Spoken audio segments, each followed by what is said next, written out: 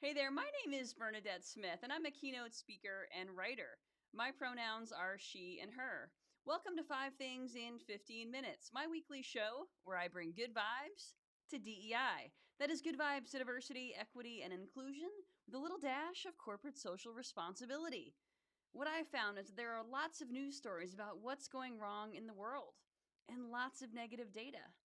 But there are also a lot of things going right.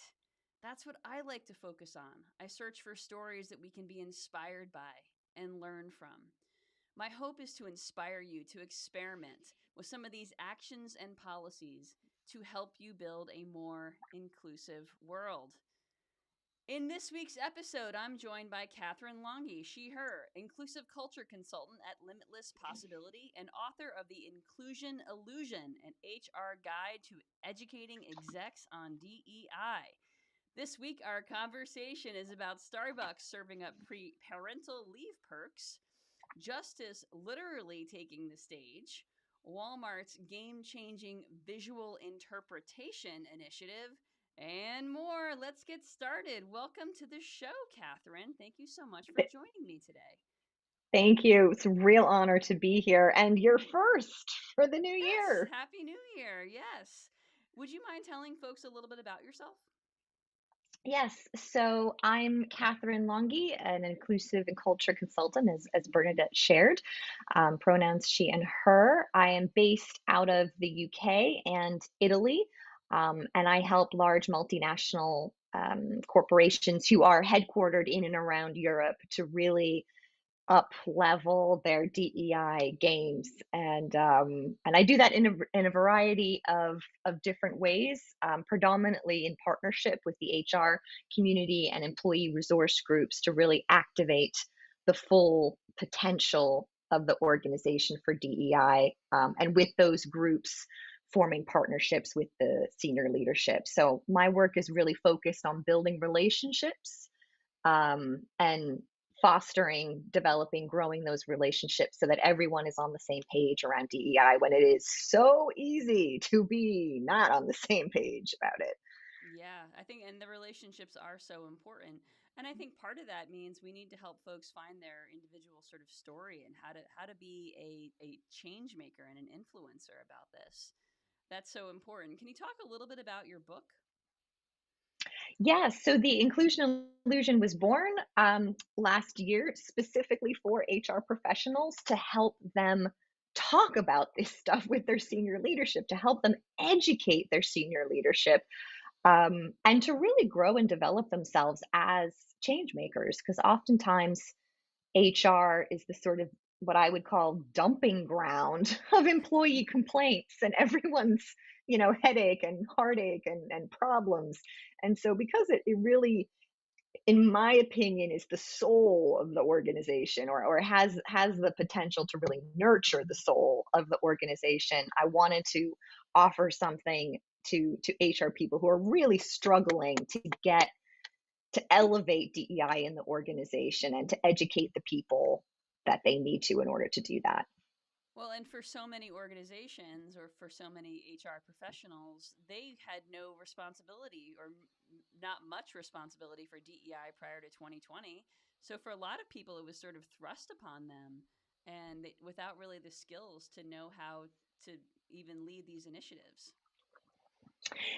Yeah, so definitely the skill level, there was something about skill, like it's an HR discipline DEI, and previously had been in the incarnation of, let's say, discrimination and the legal frameworks and preventing risk Yep. to the company. But then when it became, hold on, this is a value add function, but also we can't ignore the Black Lives Matters movement, the Me Too. We can't ignore the societal changes that are happening that impact our organizations. Absolutely. I think it matters so much. And at the same time, I also think that it's really important that DEI not live exclusively in HR because it needs to be a holistic approach in order to really see those benefits and those rewards we hear about when we hear about all the business case for diversity. Well, in order to really achieve that, it has to be holistic, not just in HR. And the theory has to be applied in a practical and appropriate way and measured and iterated, which, there's a lot of fancy articles coming out of Harvard Business Review and McKinsey and all these great institutions, but unless you're going to actually test drive them and put them to the test, it can also just become a hypothetical debate.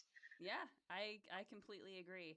And I think so many people are afraid of getting it wrong, right? They're afraid of getting it wrong because of this cancel culture that we've gotten ourselves into, and I think that it's become kind of almost easier to avoid in some ways than to approach head on because of those fears. Yeah. All right. Well, in this week's Five Things newsletter, I wrote a little bit about my family's New Year's tradition, New Year's Eve tradition, in which we take a paper lantern and each of us writes something we want to release from the previous year on the lantern. So, the kids write some things, Heather and I write some things, and then we go out at night and walk outside, try to avoid trees, and light the lantern and send it off into the sky to basically have a ritual around letting go of things from the previous year that no longer serve us. And, one of the things I wrote that I wanted to let go of is any resistance I have to playing small. Because when you're an entrepreneur, it can be easy to hide. And believe it or not, I do play small sometimes, even though it might not look that way. And so my New Year's resolution or my commitment, my word of the year is really to shine more. And I think it's to make it in, which involves making it easier for all of you to be more inclusive of everyone. And I think that the world needs us. I mean, it's bleak right now. I think the world needs us all to shine bright, to choose our authenticity, to choose connection, and I know it can be hard, but I think I just want to encourage everyone to make sure they shine this year and to choose the connections that lead us to joy and the ability to be our authentic selves, even at work. Do you have any thoughts about that? Yeah, I love that ritual, Bernadette. And as I was reading about your ritual, I did my own kind of virtual, virtual. I'm like, what would I do? What would I have written on? Like, what can I release into the world? And for me, what I in my head wrote on my lantern and released was being scattered, like being all over the place, like being just taking every opportunity, like saying yes to Mm, everything and spreading myself thin and not really having a like focused approach. mm-hmm, And so that inspired me for 2025, and the word that came to me as my theme for 2025 is actually discipline, mm, which is not a word I would have ever come up with in any of the previous years for the last decade that I've been doing this ritual. Um, and then I really thought about it. And in terms of what's happening in the backlash against DEI that's becoming even more intense than it already was, I thought, no, this is, we're, in order to continue to grow, we have to go a little bit, we have to like regroup, reorganize to move forward better together in a more focused way. So let's shine. Let's be disciplined to shine, shall we? that's right. Because it can be so easy to hide, we have to be disciplined to shine. I think so. It makes complete sense. All right, well, let's get into this week's good vibes. The first story this week is from Starbucks, which is expanding paid parental leave for in store workers, which means that birth parents can get 18 weeks at full pay and non birth parents 12 weeks at full pay. And this goes up from the previous 6 weeks of paid leave. You know, I think this is super important for frontline employees, Catherine, because they hardly ever get any sort of parental benefits. This is massive. I was actually shocked when I read this because Starbucks aren't famous. Well, first of all, the retail sector isn't famous, and neither is Starbucks famous for having family friendly benefits. So I'm probably still in shock and haven't really fully, processed how big this is. But what I would say for every company that I have seen level up their parental and maybe even make their parental benefits more equal or more equitable, is that it's a real game changer for gender equity, Mm. not just in the workplace, but also at home. I mean, it really sends a whole spark through the system to have mothers, fathers, whether you're two mothers and two fathers, or you're a single father or a single, like, you know, All it parent. really makes a massive difference. It does, and these are folks who might not have college degrees. They're folks that might be more likely to be people of color, less access, and so this is really a game changer for them. And it might mean that they don't have to make hard choices about working two jobs or keeping the child. Things like that. These are hard decisions that folks are going through, and this can really make a big difference. All right, the second story this week. I love this story, so make sure you watch the video in the show notes. U.S. Supreme Court Justice Ketanji Brown Jackson fulfilled a lifelong dream with a cameo in Broadway's musical and Juliet. So this meant that she was the first Black female Supreme Court justice on a Broadway stage, which is amazing, and it's a really cute little video. It's a short cameo performance, and I love it. I love that she manifested this for herself. She put it in the book, in her memoir, and it came true. And what a sweet story. Just make sure you check out the video. Yeah. I love seeing women make firsts. Like anytime a woman makes a first, it's amazing. And the fact that it's the second woman female Supreme Court justice to go on Broadway, and it's the first Black woman, it's just like, oh my God, this is amazing. And I think the arts are something, the arts really feed our souls as humanity. So to have someone who's in such a high powered position in government, to have the time, like, it's not that she had the time, but I mean, she's really busy, but that she dedicated herself to making that happen, which was a real personal mission. I mean, maybe even bigger than becoming a Supreme Court justice. Um, it just really can inspire. If she can do it, we all can do it. Like, just Absolutely. keep following Justice Jackson. I believe it's never too late. Never too late for anything. So off we go. All right, good vibes for the new year. Okay, the third story this week comes from Walmart, which has recently pulled back from some DEI commitments, but it's partnering with ARA to provide free visual interpretation services for customers with disabilities. So, through this app, individuals with disabilities can connect with trained interpreters to assist with navigation, signage, and product details within the Walmart store. So this they can use the app to help them shop independently by having basically a live interpreter on the other side of the app. So I think this is fantastic, and it complements Walmart's sensory-friendly hours, adaptive product lines, and this Caroline's cart, which I wrote about in Five Things last year. It's a new shopping cart. So you know, I I have a lot of mixed feelings about Walmart, but this is pretty great. I think this is the best thing Walmart's ever done, They ever. have free college Um, tuition too. I mean, it's they do a lot for their employees actually.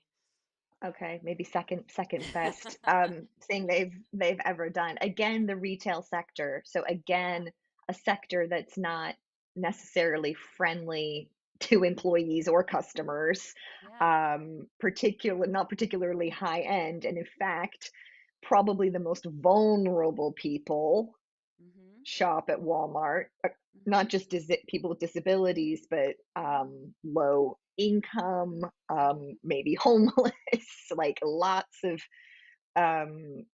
challenges. And this one is so specific as well.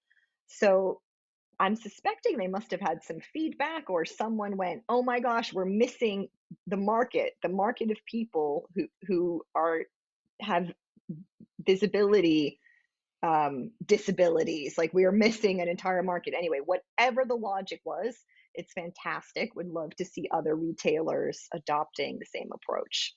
I think it makes a lot of sense. I mean, it's good for everyone. It's certainly Here we are talking about it, so it's good for PR, let's be honest. Certainly good for their visually impaired customers, and it's probably not costing them a whole lot. I would imagine that, well, whatever. Maybe it is. I don't know. But I think, yeah, I love a good win-win. All right. The fourth story this week is about employer divorce benefits. So, I've actually talked a little bit about divorce on the show last year because we had a guest who wrote a book about gay divorce. I myself have been through my own divorce. And so it's so important to think about divorce benefits. And so this story is about how employers have realized that divorce can lead to reduced focus, lower productivity, increased stress. And companies like Hearst are using products like Hello Divorce and Farewell, which are for navigating legal, financial, and emotional complexities, including challenging co parent responsibilities. So, this is really all about reducing the stigma of divorce, fostering inclusion, and just reducing some of the stress. It is stressful. Yeah, this is a major step forward for well-being. Mm-hmm. Divorce, I think divorce pretty much affects everyone. Like even if divorce rates are 50%, I mean, they're more than half, I think, at this stage. Which basically means even if you personally have not gotten divorced, you have been affected by one. So Mm-hmm. I would say this affects most people, Mm-hmm. and has been a previously stigmatized group. But I think this helps both normalize it's just another thing that happens in life, but also gives that support that's so important so that employees don't feel like, oh, I can't talk about it. Oh, I'm the weird one, oh, poor me. I'm bad, the shame spiral, and then all of the sort of behavioral complexities that come up in the workplace that colleagues might be like, we don't know how to deal with this. So I think this kind of benefit is a real great addition. I think every company should be doing it. Absolutely. I mean, because the amount of distraction that it can bring is significant. It can be very, very tough. I agree.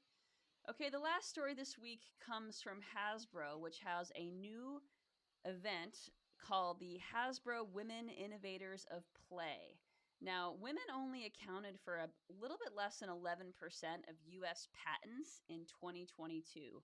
And this new Hasbro initiative is aiming to increase that by fostering creativity with challenges, mentorship, and cash prizes, and the Women's Inventor Toy Challenge to give an opportunity for women inventors to thrive. So investing in gender disparities. Yeah, this one was really close to heart for me because I first learned about gender difference through toys, as many of us do. Mm-hmm. In that, when I used to go visit my great grandmother as an 8-year old, and my younger brother was a 5-year old, she would always give us two presents each, a Barbie and a G.I. Joe, or something like feminine and something masculine. So I actually, my earliest experiences of like, wait, what gender? Huh? There's a difference, and that my great grandmother was trying to educate us like boys and girls can both play with boys and girls toys. I mean, she was really ahead of herself in the 80s. Yeah. And the fact that so few women hold patents when it's already been decades that toy retailers get that both markets, the boy market and the girl market, are important, was Mm-hmm. just crazy to me. So it's so important for companies like Hasbro to be encouraging and systematically including more female invention in our inventions, especially with toys. Because it's Crazy. not happening by accident, right? So there needs to be a targeted approach. I mean, none of these things happen by accident.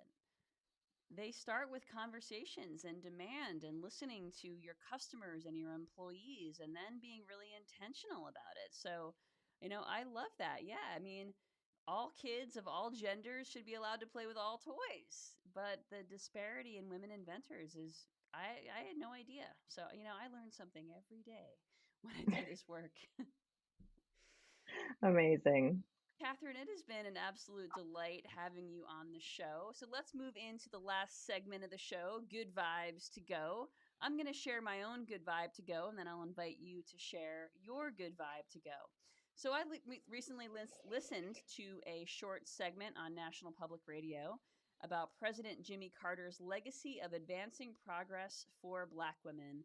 Some amazing appointments he made, opportunities he created, and he really set forth a pathway that has allowed a lot more Black women to advance in government. So, really short story. I was personally inspired by his legacy. What a great human, and may he rest in peace. And may his memory be a blessing. So, Katherine, what is your own good vibe to go?